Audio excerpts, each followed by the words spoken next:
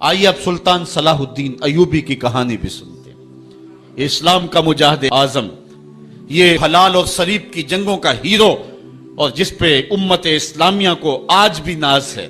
اس کے زمانے میں ریجینالڈ بدبخت ایک انگلستان کے شہزادے نے حاجیوں کے قافلے کو روک لیا اور ان کا سامان لوٹ لیا۔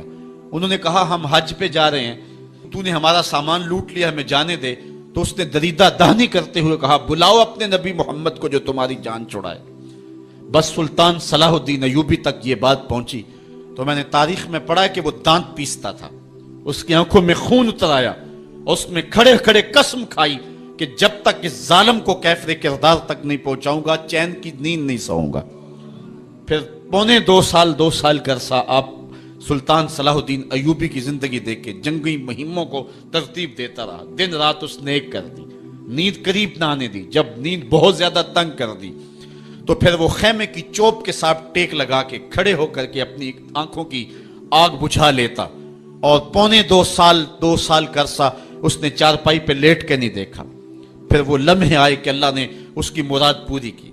انگلستان کے شہزادے لائن میں کھڑے تھے، اس نے شاہ گاما کو اپنی کرسی دی اور ساتھ کہا ہم جس کو کرسی دیتے اسے امان دیتے ہیں۔ پھر اس نے اس کے جو نائٹس تھے ان کو آب خورے دیے، ان میں پانی دیا، کہا جس کو ہم پانی دیتے ہیں اس کو امان دیتے ہیں۔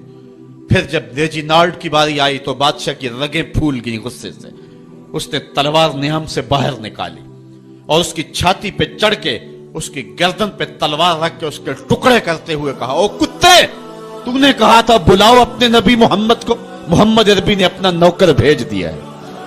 اور اس طرح اس ریجینالڈ کتے کے دو ٹکڑے کر کے رکھ دیے۔ یہ ہماری تاریخ ہے، یہ روشن تاریخ ہے۔ ہمارے اسلاف، ہمارے بزرگ، اس دور کے شہنشاہ، اس دور کے بادشاہ اتنی جرأت اور اتنی عظیمت رکھا کرتے تھے، اور آج ہماری کمزوریاں نے دشمنوں کو دلیر کر دی ہے۔